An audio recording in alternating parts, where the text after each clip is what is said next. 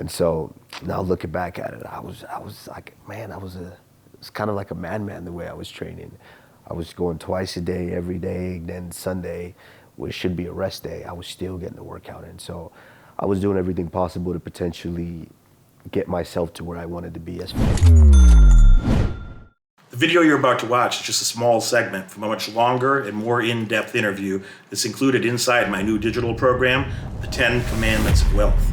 Click that link below and get your name on the 10 Commandments of Wealth early action guest list. When you do, you'll secure your invitation to a private and live webcast discussion with me. You'll also become eligible to get your copy of the 10 Commandments of Wealth 10 days early. Click that link, get your ass on the webcast. I'll see you inside. Today I'm chatting with Kamaru Usman. Kamaru is a 6-time champion at UFC. You got the belt, plus defended it 5 times, yeah? Yes, 6-time champion. Says he easily got 6 more in him.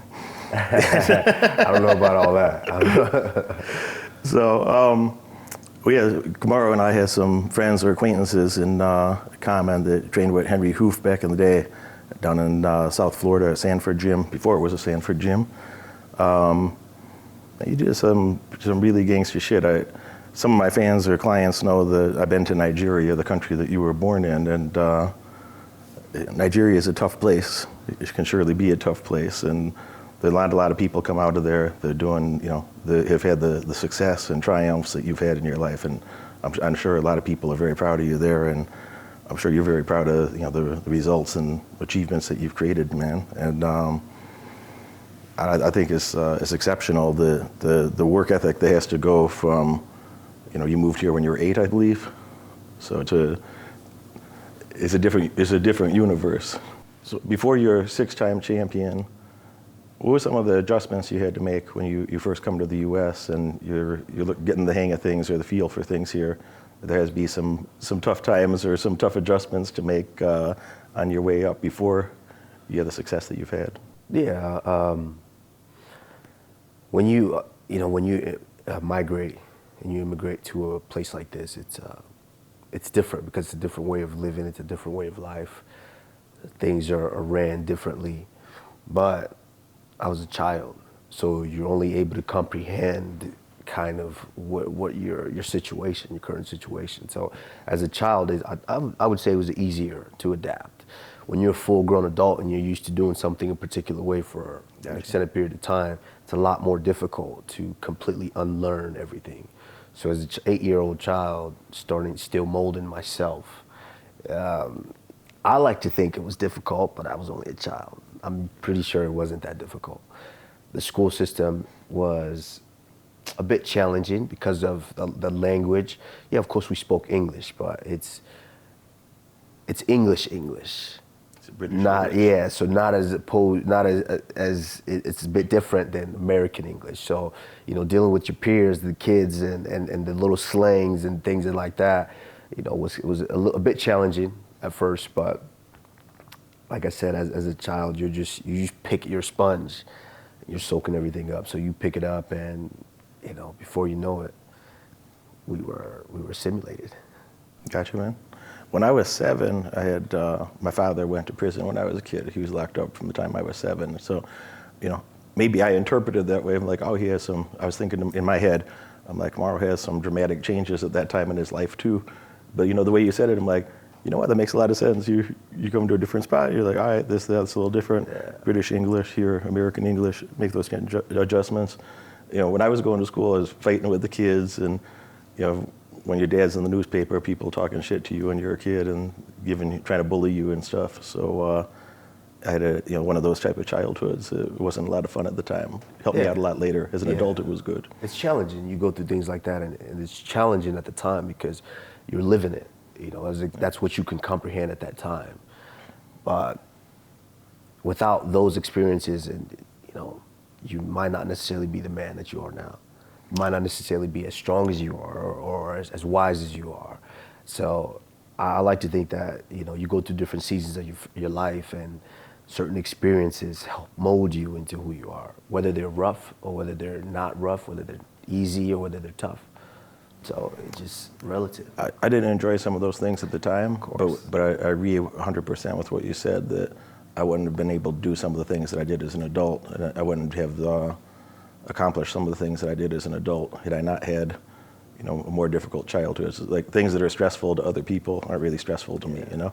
And I'm sure you feel that way in your own way, that something that somebody else would think is physically difficult to do or psychologically difficult to do, you know, you do that 5 days a week or something. So you learn to respond to things a bit differently, or have a deeper capacity to get shit done. Absolutely. You know, I chatted with a lot of people, a lot of Hall of Famers. Randy Couture sat here with me, and Chuck Liddell, and Tito, and Forrest, and a lot of the OG early guys in fighting, and, you know, some of the current people. And some common themes that we've talked about. If I've asked them about the work ethic, or the amount of effort they put into their training, and, you know, there's a physical toughness. I think some people don't understand from the art in your profession. There's like the physical tough things you got to do. You got to be, you know, strong and durable, but you know, a lot of that is psychological toughness. Is probably even harder to make yourself go, you know, train. So I mean, a lot of guys have told me they're trained like 6 days a week. Sometimes they say for training camps like 7 days a week, 13 sessions a week. What's your training regime like? I mean, that's a good point. It's a lot of work. Now that I can actually think back at the journey that I've had to go through to get here, it's different. Not a lot of people think, or basically, not a lot of people process things the way some of us do. And for me, it was when I first made the change to go into mixed martial arts, I was behind. I always had that sense of I'm behind. I need to catch up.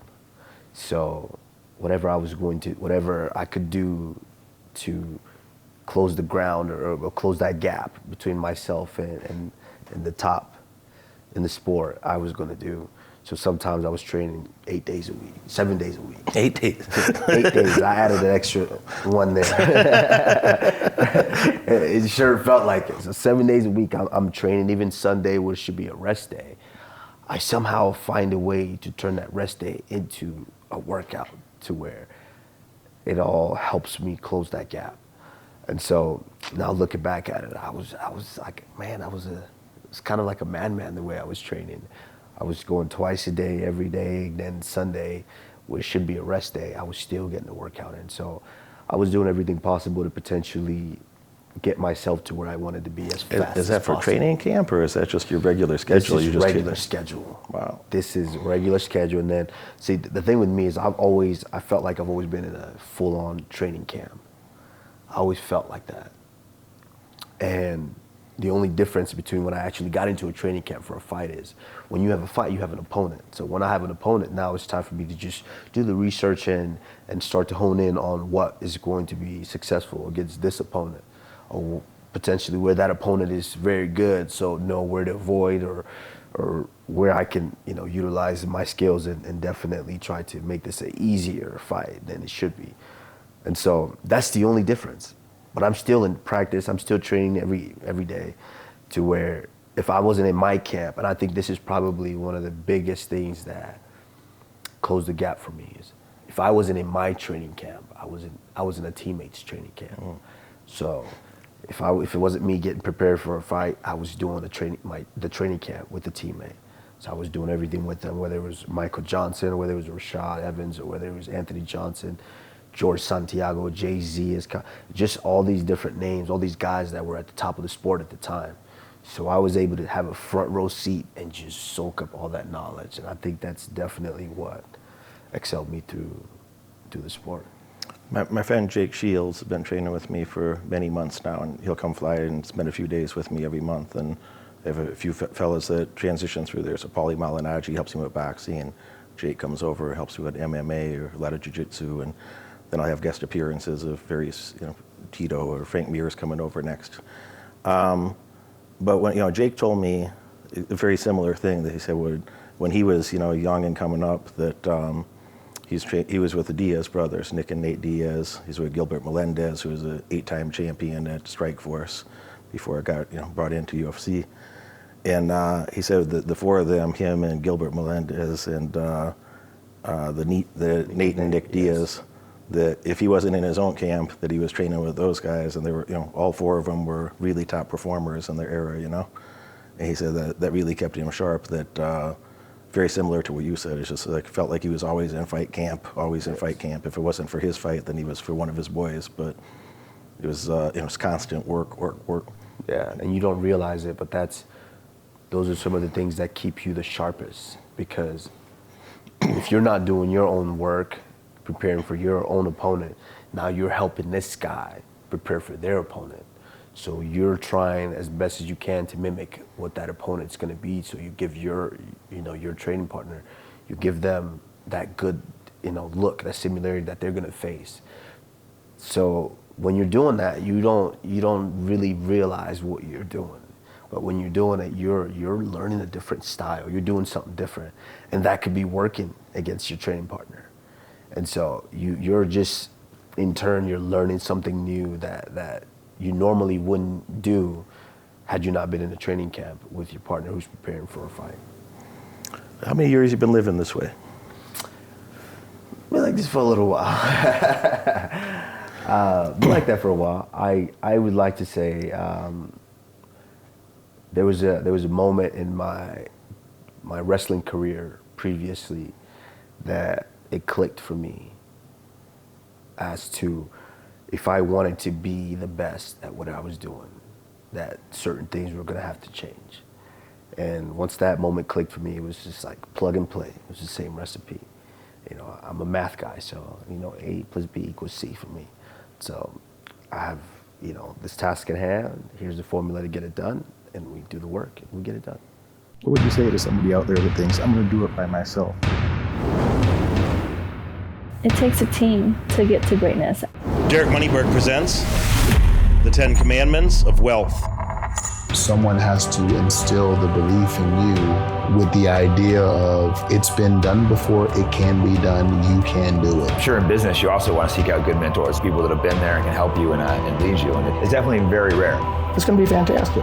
20 interviews from the clients, 10 training modules, the 10 commandments of wealth, the 10 things that you must know to create some wealth. Champion interviews, champion after champion after champion. Yes, you can go do it on your own, but you're for sure gonna waste years of your life making the same mistakes that I have made, that you have made, that other people have made, that you don't have to. I've never seen anybody personally that didn't have a great mentor, great coach. I've never been hated on by anybody doing much better than me.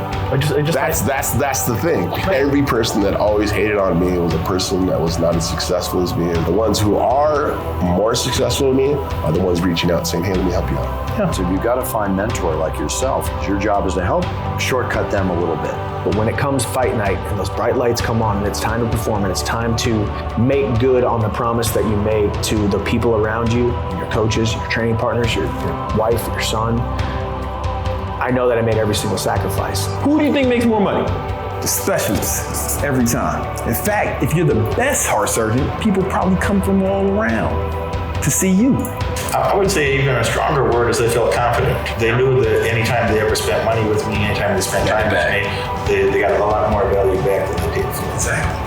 The skills I learned working with Derek from then until now, my net worth is well over doubled. What would you say to the person that's listening right now? They're like, yeah, that sounds good. Yeah, it's inspirational and shit, but I'll just figure it out by myself. What would you say to that person? Have fun being poor. If you were smart enough to do it by yourself, you would have done it already. The first step to being more successful than you currently are is admitting to yourself, if you were smart enough to figure it out by yourself, you would have done that shit already. My entire net worth is up 25%. I've already seen a 300% rate of return. 5x my net worth. I'm up 200K. A 10x return on my investment. I know for a fact that without working with Derek, none of this would have ever happened. I make more money than I've ever made in my entire life. I owe that to Derek's advice. The idea of not taking this and not investing in yourself is insane.